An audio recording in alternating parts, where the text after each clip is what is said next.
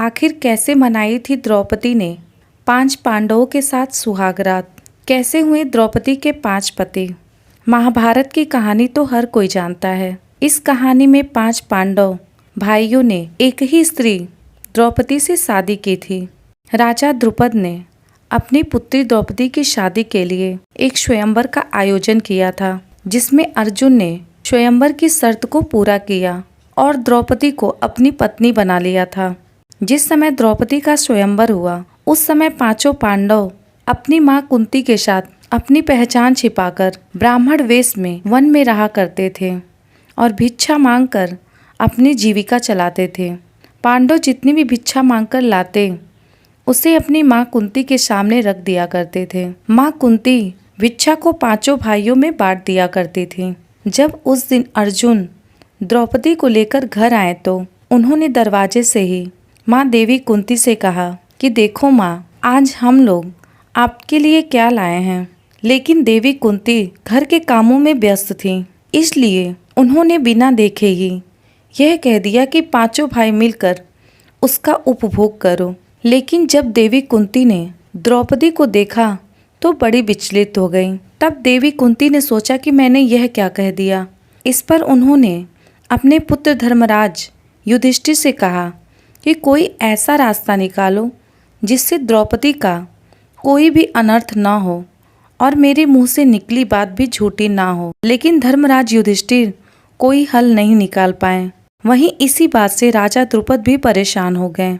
इस पर महर्षि व्यास ने उन्हें समझाया और बताया कि द्रौपदी को उसके पूर्व जन्म में भगवान शंकर ने द्रौपदी को 5 पति होने का वरदान दिया था।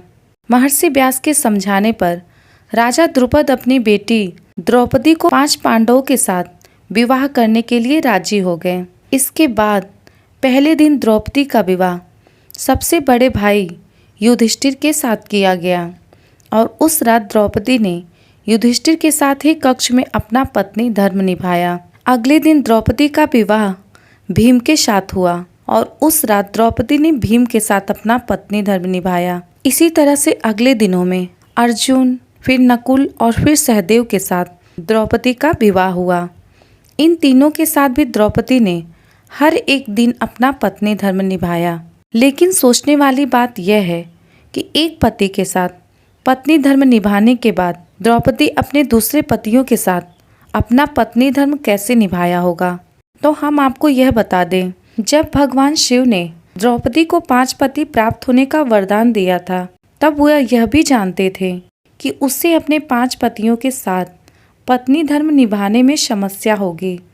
इसलिए उन्होंने द्रौपदी को यह वरदान दिया कि वह प्रतिदिन कन्या भाव यानी कौमार्य को प्राप्त कर लेंगी। इसलिए द्रौपदी अपने 5 पतियों को कन्या भाव में ही प्राप्त हुई थी। हालांकि कहा जाता है कि संतान को जन्म देने के लिए भगवान श्री कृष्ण ने यह सुझाव दिया कि हर साल वह पांडवों में से किसी एक के साथ ही समय व्यतीत करे। साथ ही जिस समय वह अपने कक्ष में किसी एक पांडव के साथ हो तो उनके कक्ष में कोई और पांडव प्रवेश न करे। इस नियम को तोड़ने वाले को 1 साल तक देश से बाहर रहने का दंड था। एक बार यह दंड अर्जुन को भुगतना पड़ा था। अर्जुन और द्रौपदी की 1 वर्ष की अवधि अभी अभी समाप्त हुई थी और द्रौपदी का युधिष्ठिर के साथ 1 वर्ष का समय शुरू हुआ था। अर्जुन भूलवश द्रौपदी के आवास पर ही अपना तीर धनुष भूल आए, पर किसी दुष्ट से ब्राह्मण के पशुओं की रक्षा करने के लिए उसी समय उनकी जरूरत पड़ी। अतः क्षत्रिय धर्म का पालन करने के लिए तीर धनुष के लिए नियम तोड़ते हुए वह द्रौपदी के निवास में घुस गए। उस दौरान द्रौपदी युधिष्ठिर के साथ में थी। बाद में दंड स्वरूप अर्जुन को 1 साल के लिए राज्य से बाहर जाना पड़ा। इस तरह से पांडवों के साथ द्रौपदी ने अपना पत्नी धर्म निभाया। दोस्तों, आप सभी से यह प्रश्न है कि द्रौपदी को पांचाली क्यों कहा जाता था? आप सभी कमेंट करके बताइए।